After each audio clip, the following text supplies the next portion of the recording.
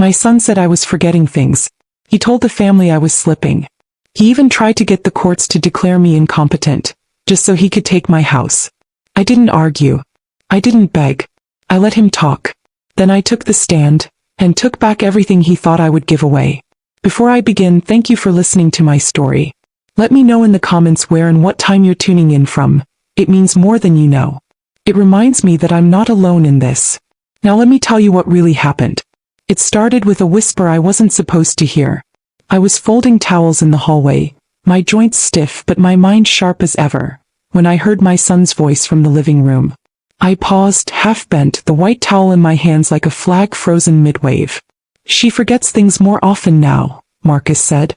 Names, appointments, where she puts things. I think it's early dementia. I stood still. He was talking to my granddaughter, Nia. Sweet girl. She's always had more sense than either of her parents. She didn't respond right away, just made a noise like she was unsure. I heard her say, she seemed fine to me, and I smiled. That smile didn't last long. Marcus replied, she hides it. That's what they do in the beginning. They cover until they can't anymore. We need to think long-term, especially with the house. The house. I set the towel down, walked back into my bedroom and shut the door gently. I didn't want to hear any more. Not that day. Not like that. Marcus had always been practical. That was the word his father used. I used other words, but I kept them quiet over the years. After my husband passed, Marcus became more involved, checking on me, offering to handle things, gently nudging me towards simplifying my life. I let it happen. I thought it was kindness. Thought it was love. But now I could see the shape of it. It wasn't love. It was positioning. That night, I opened my desk drawer and looked through my folders. Bills, medical papers, prescriptions, tax records. Everything in order. Labeled. Neatly stacked. I'd been keeping this house in shape for over 40 years. There wasn't a thing in my life I'd forgotten that wasn't worth forgetting. The next day, I received a notice from the bank. An online request had been submitted to access my accounts, citing durable power of attorney. The request was made by Marcus Turner. I never gave Marcus power of attorney. I felt heat rise in my chest. I called the bank immediately and had the request blocked. Then I went outside and walked through the garden until I cooled down. He was moving faster than I realized. I thought maybe I could confront him. Sit him down. Ask him what he thought he was doing. But something told me not to. Not yet. Not until I was sure. Over the next few days, more strange things started happening. My neighbor Barbara dropped off a casserole and said, "We're praying for your mind, Claudine. Let us know if you need help remembering appointments." My mind? Barbara was 2 years younger than me and couldn't remember her own phone number without writing it down. Then I got a call from my primary doctor's office. They said they had a referral on file from my son for a geriatric memory assessment. It was scheduled for the following week. "Excuse me?" I asked. "Yes," the receptionist said. "He mentioned concerns about possible dementia and said he was managing your care." I canceled it on the spot. That same evening, I received a letter in the mail. I opened it slowly, already sensing it was going to confirm what I feared. It was a legal document, a petition for guardianship, filed by Marcus. He claimed I was no longer fit to manage my financial or medical decisions, that I had become confused, misplaced payments, and needed intervention. He requested full authority over my estate. There was a court date set for 3 weeks out. I sat at the table in silence for a long time. This wasn't a misunderstanding. This was a setup. My own son was trying to declare me mentally unfit so he could take control of everything. My money, my house, my decisions. And no one would question it. Because I was 76. Because I lived alone. Because I had wrinkles and gray hair and sometimes forgot where I left my glasses. I wasn't shocked. I was humiliated. And then I was angry. I took that anger and folded it into resolve. I didn't call Marcus. I didn't argue. I didn't cry. Instead, I reached into my kitchen drawer and pulled out an old address book. I flipped through the pages until I found the name I hadn't dialed in over a decade. Denise Franklin. Elder law attorney. We'd gone to school together in the 60s. She was sharp then and she was sharper now. I dialed her number and left a message. "Denise, it's Claudine Turner. I think my son is trying to steal my life. Call me back." She returned my call the next morning. Calm, direct, fierce. Don't worry, she said. Let him keep talking. We'll let the court hear the truth. I didn't feel strong yet. I didn't feel brave. But I felt seen. And that was enough for now. Because if Marcus wanted a case, I was going to give him one. And I wouldn't be the one forgetting anything. After Denise and I spoke, I spent the next few days doing something I hadn't done in years. Preparing for a fight. Not the kind of fight where you raise your voice or throw plates. I've never been that kind of woman. No, this was a quiet war. One that required sharp memory, sharper records, and the discipline to let everyone believe I was losing my mind while I documented everything they did. The first thing I did was pull out my calendar. I flipped through the last 6 months and marked every doctor's appointment, every bill payment, every birthday call I'd made to Nia. All on time. All in my handwriting. I highlighted it in yellow. Denise told me, judges love paper trails. So I gave them one they could follow from the front porch to the back fence. Then I called my doctor. Not the one Marcus tried to reroute me to, my real doctor, the one I'd seen for 20 years. I explained what was happening. She was stunned. He's claiming what? She asked. That I'm not fit to manage my life. There was a long pause. Claudine, you're sharper than most of my staff. She wrote me a letter. Signed and sealed. Stating that I was mentally sound, medically stable, and capable of managing my affairs. I placed it at the top of my new binder, just behind the legal notice Marcus had filed. Denise came over that Thursday. She wore a navy blazer and brought a laptop, a scanner, and the kind of look that says she's done this before, and won. We sat at my kitchen table while she scanned everything. The fake medical referral, the petition for guardianship, the power of attorney request Marcus had submitted to my bank. I can file a counterclaim to block the petition immediately, she said, but I'd rather wait. Why? I asked. Because if we wait, she said, we let him build confidence. Let him put more on record. Let him dig the hole himself. That made sense. And it burned. Because it meant I had to sit still while my only child dragged my name through the mud. And I couldn't say a word, not yet.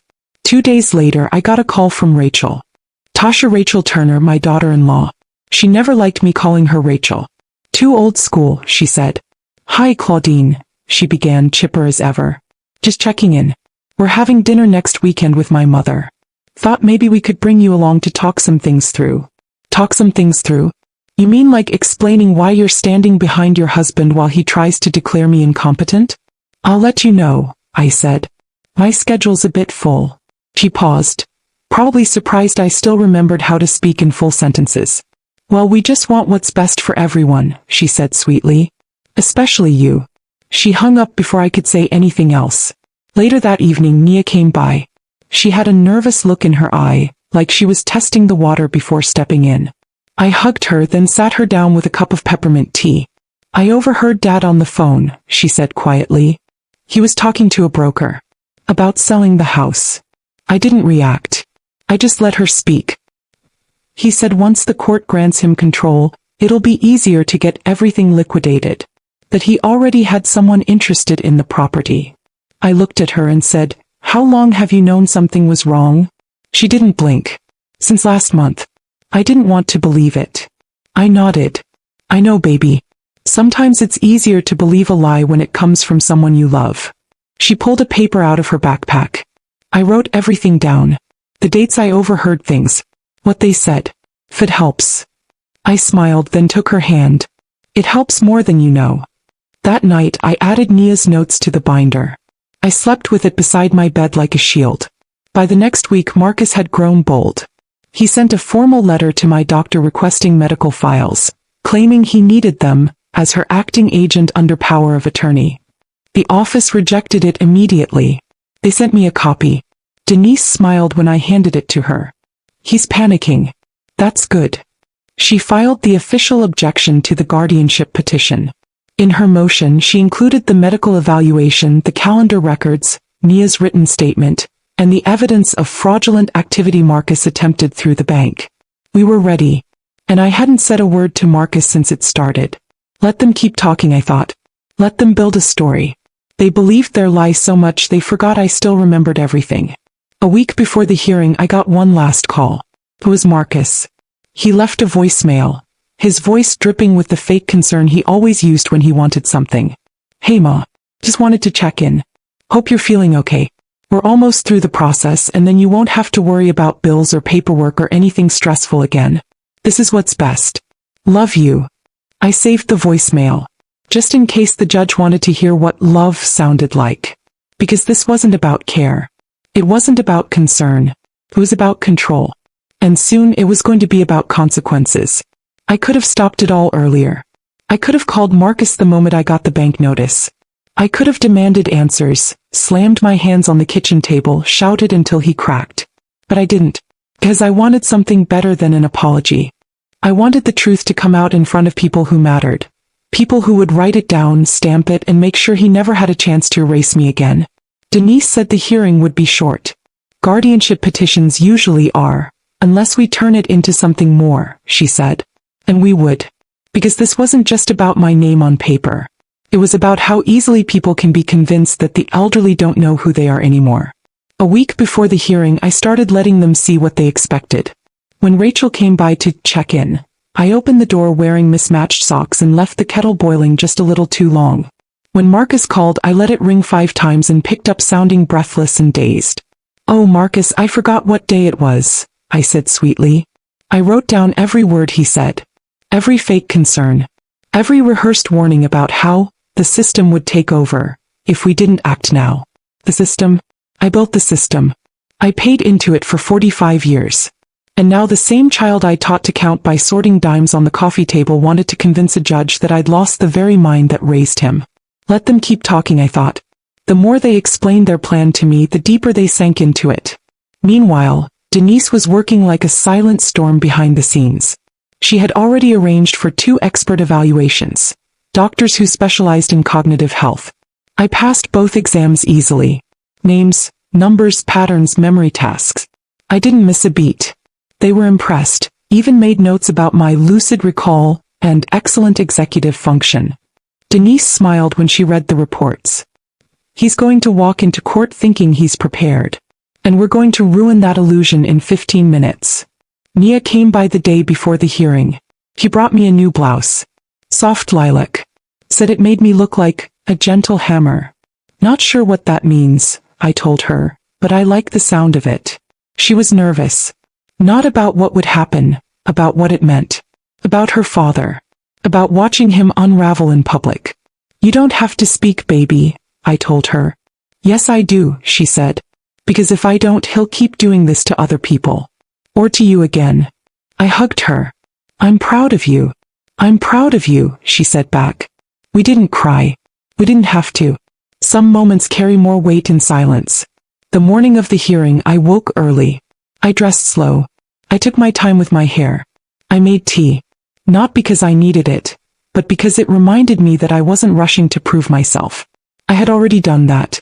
The courtroom was small. Civil court always feels like a waiting room that got upgraded with wood paneling and silence. Marcus sat on the other side of the room with Rachel. Both of them dressed like they were attending a funeral they were secretly happy about. He smiled at me when I walked in. I didn't smile back. The judge was a woman. Early 50s, sharp eyes, short hair. The kind of woman who'd seen 100 guardianship petitions and could smell the bad ones the moment they opened their mouths. Marcus was called to speak first.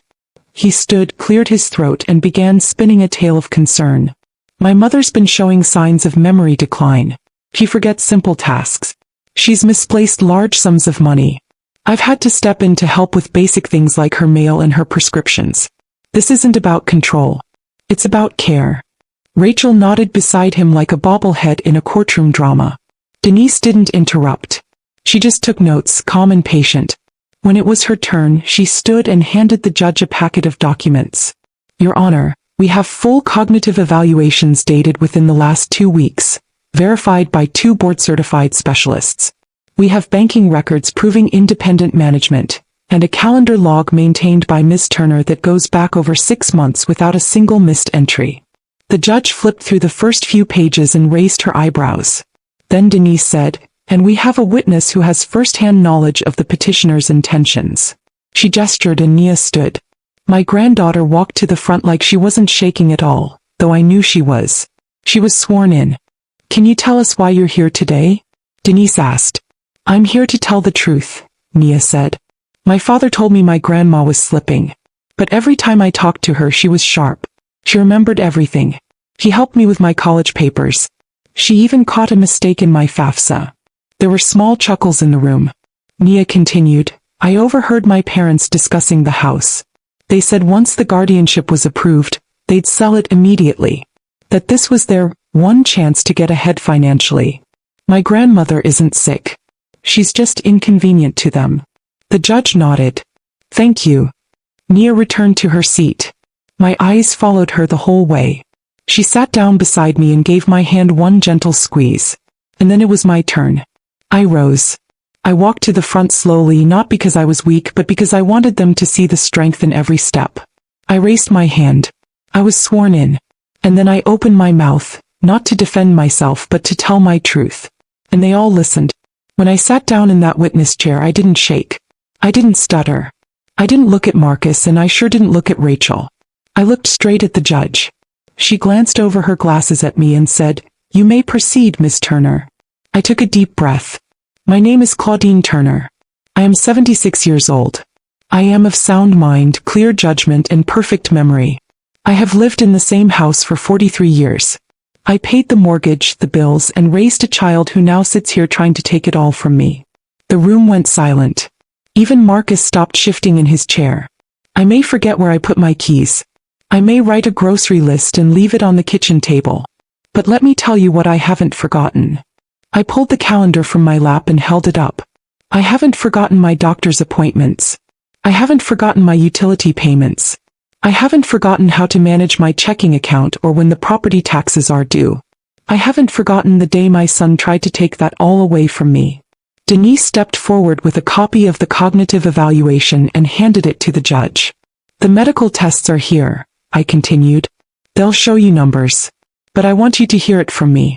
I'm not confused. I am not disoriented. I am not fading. I am angry. I am insulted. And I am still standing. I paused, letting the weight of that hang in the room. My son, Marcus Turner, told people I was slipping. Told my granddaughter. My neighbors. My doctor. Even this court. He told them I was no longer fit to make decisions. That I needed help. I looked down at my hands. The hands that once wiped his nose, buttoned his coats, fed him from a high chair, clapped for him at graduations. He never asked if I needed help. He decided I did. And the reason wasn't love. It wasn't worry. It was control. He wanted the house. The accounts. The power. Denise approached the bench and submitted the bank letter and the fraudulent power of attorney request. The judge read them quietly, her face unreadable. I cleared my throat gently and continued. He tried to access my savings behind my back. Filed legal paperwork claiming I was no longer competent. Never once sat across from me like a man and told me what he was doing.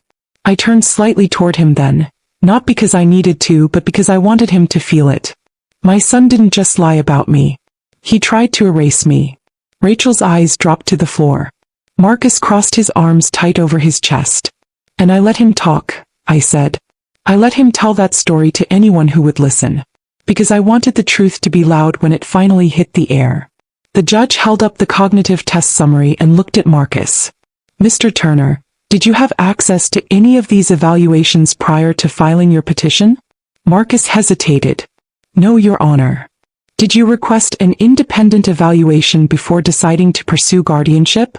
I thought she wouldn't agree to one, he said. I was trying to act quickly in case her condition declined. She declined nothing, the judge said firmly. Marcus looked like a boy caught stealing from the cookie jar. Only this time the jar had a deed, a bank account, and 30 years of hard-earned dignity inside it. The judge turned back to me. Miss Turner, is there anything else you wish to add? I nodded. Yes. I wanted on record that I revoke any and all informal permissions I may have given Marcus Turner regarding my personal or financial affairs. I also request that this court bar him from future filings of guardianship without medical documentation from 2 independent specialists. The judge nodded. It will be noted. And one more thing, I said, looking at her squarely.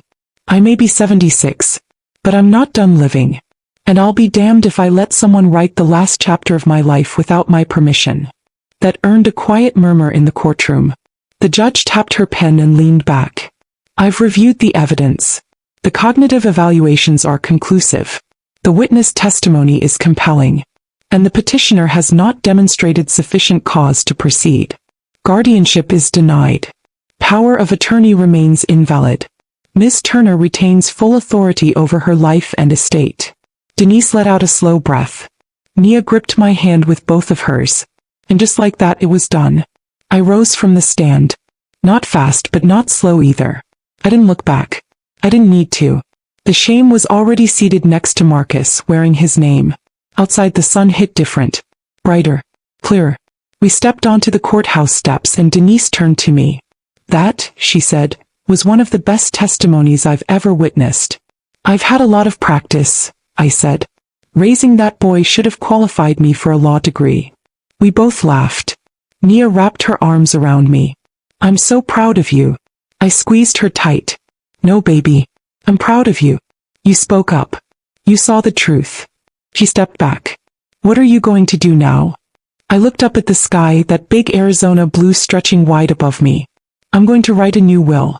I've got some edits to make. She smiled. Can I be in that chapter? I winked. You already are. Not the heavy, haunted kind that follows betrayal, but the stillness that comes when something dark has finally passed. For the first time in weeks, I didn't open my eyes with dread sitting on my chest. No looming hearing. No lawyer calls. No pretending to forget where I left my glasses. Just peace. I sat on the porch with my tea, letting the warmth rise into the cool air. My hydrangeas were blooming again, bold and stubborn, like they knew their owner had won something worth celebrating. Around mid-morning I got the first call. It wasn't from Marcus. It was from Rachel. She didn't say hello. Didn't even bother pretending. I just wanted to say we didn't mean for it to get that far. I didn't respond. She continued, it was Marcus's idea, but I didn't know he was filing anything until the papers were already in. And I thought. You thought you'd get the house, I said calmly. She paused. That's not fair. No, I said. What's not fair is trying to put me in a facility so you two could cash out and pretend it was done out of love. Her voice turned sharp. Do you even know what Marcus is going through? The pressure? The debt? The responsibilities of being an only child. Don't speak to me about responsibility, I said. I raised that man with one paycheck and no weekends off. I didn't steal to do it. He had a choice. You don't have to be cruel. I'm not being cruel, I said. I'm being clear. And I hung up. 10 minutes later Marcus called. I let it ring. Then I blocked the number. I didn't need apologies shaped like excuses. I didn't need his voice wrapping lies in regret. What I needed was space. What I needed was to remember who I was before they tried to convince me I was no one at all. That afternoon Nia came over. She brought a cake. Chocolate with raspberry frosting. My favorite. I know it's not your birthday, she said, setting it on the table, but I figured surviving your own funeral deserves dessert. We laughed. It was the first time I'd laughed freely in weeks. We ate 2 slices each and sat on the porch with the box between us. I looked up elder fraud cases last night, Nia said quietly. There's so many like yours. But most of them don't end like this. They don't have Denise, I replied. Or a granddaughter who listens. She blushed and looked down at her plate. I should have said something sooner. You said it when it counted, I told her. That's what matters. After she left, I went back inside and opened the drawer where I kept my will. I sat down at the dining room table, pulled out a pen and started writing a new one from scratch. The first name I wrote was Nia's. I left her everything. Not out of spite. Not to punish Marcus. But because Nia earned it. He saw the truth. She stood beside it. And when the time came, she held the door open for justice to walk in. The second name I wrote wasn't a family member at all. It was Denise. I set aside a donation in her name, to a legal aid organization that helped seniors fight back against fraud, coercion, and forced guardianship. Because I wasn't just leaving a house. I was leaving a message. I mailed the updated documents to Denise that evening. She called me the next day. I see you made some changes, she said. Hope that's not a problem. Not at all, she said. In fact, it's beautiful. The next Sunday I stood at my kitchen counter kneading dough with jazz on the radio. I hadn't baked bread in years, but something about starting over made me crave the scent of it. Starting from nothing. Letting time and heat do their work. Watching it rise. Around noon I heard a knock on the door. It wasn't Rachel. It wasn't Marcus. It was a courier. He handed me an envelope. Legal size. No return address. Inside was a handwritten letter. From Marcus. It was short. I guess there's nothing left to say. Thought I was helping. I know you don't believe that. Maybe I don't believe it either anymore. I hope one day you can forgive me. Marcus. There was no, I love you. No apology. Just an attempt to soften what couldn't be softened. I folded the letter and placed it in the back of my binder behind the court documents. Not to hold on to it, but to remember how far I'd come. Because when someone tries to write you out of your own story, surviving isn't the end. You have to write the rest yourself. The truth is, I don't think Marcus ever expected me to fight back. He thought I'd fold. Fade. Sit quietly while they boxed up my life and rolled me into a facility with soft walls and scheduled meals. He thought I was too old, too gentle, too alone to make noise. And in a way, I let him believe that, until it was time to speak where it mattered. But after everything was said and done, after the courtroom, the letter, the cake, and the legal changes, I started to realize something. Winning isn't the same as healing. 4 days after the ruling, I walked through my house like it was unfamiliar. I had lived in these rooms for more than 40 years, but now they felt reclaimed. As if the walls themselves had held their breath waiting for me to choose myself. One afternoon I sat down with an old photo album, one Marcus hadn't touched or asked about in years. Inside were birthdays, school plays, scraped knees and graduations. Moments when I believed I was building something unbreakable between a mother and her son. But paper can't hold people together. Especially when one of them decides blood is a ladder. That night I lit a candle. Not for grief. Not even for him. I lit it for closure. The next morning I got a text from Nia. Just 3 words. Can I visit? I replied, always. She showed up with flowers and a folder. I printed something, she said, and I want your help. Inside the folder were pages for a personal statement, her application to a social justice fellowship. The prompt asked, describe an injustice you witnessed and what you learned from it. She had written, I watched my father lie about my grandmother to take something she built with her own hands. He said she was forgetting things, but I saw everything, and I won't forget any of it. She looked up from the pages, nervous. Too harsh. No, I said. It's just honest enough. We edited it together. Tightened a few lines. Added one more at the end. She taught me what it looks like when a woman takes her voice back, and uses it to protect her name. Later, while she helped me fold laundry, Nia asked the question I'd been waiting for. Will you ever talk to him again? I didn't answer right away. I pressed a towel flat with both palms and smoothed out the crease. I don't hate him, I finally said. But I can't trust him. And trust is like glass. It doesn't go back together the same after you break it. She nodded. But he's still your son. Yes. And I'm still his mother. That doesn't mean I owe him the rest of me. That night I took a notebook from my drawer and began writing something new. Not for the courts. Not for Denise. Not even for Nia. For me. It was a list titled, Things I Will No Longer Apologize For. Speaking plainly. Saying no. Protecting my peace. Refusing to shrink. Trusting my own memory. Choosing the granddaughter who chose me back. I tore the page out and taped it to my refrigerator. Days turned to weeks. The house stayed quiet but not empty. Nia visited often. Sometimes with cookies. Sometimes with books. Sometimes just to sit with me while we said nothing at all. I started volunteering at the local senior center, helping others organize their documents, understand their rights, recognize signs of financial abuse. One woman told me, I didn't think people like us could fight back. I smiled and said, we don't just fight. We win. Word spread. I was invited to speak at a legal workshop for elder rights. Denise introduced me. She didn't just survive an attempted guardianship scam, she said. She dismantled it with dignity. And then she turned it into power. I stood behind the podium and looked out at the room full of people my age. Some wide-eyed, some worn down. I told them, getting older doesn't mean becoming invisible. If someone tells your story without your permission, take the pen back. They clapped. I didn't cry. I just felt tall. Months later, I received a small envelope in the mail. It was from Marcus. Inside was a birthday card. But this time it wasn't empty. He had written something. I don't expect forgiveness. I just wanted you to know the truth. I owe $100,000 to people I should have never borrowed from. I didn't know how to fix it. I thought if I could sell the house quietly, maybe I could get us all out of danger. I know I went about it wrong. I just panicked. You didn't deserve what I did. Marcus, there was no, I love you. No apology. Just desperation twisted into explanation. I folded the letter and placed it in the back of my binder behind the first one. Behind the court documents. Behind the will.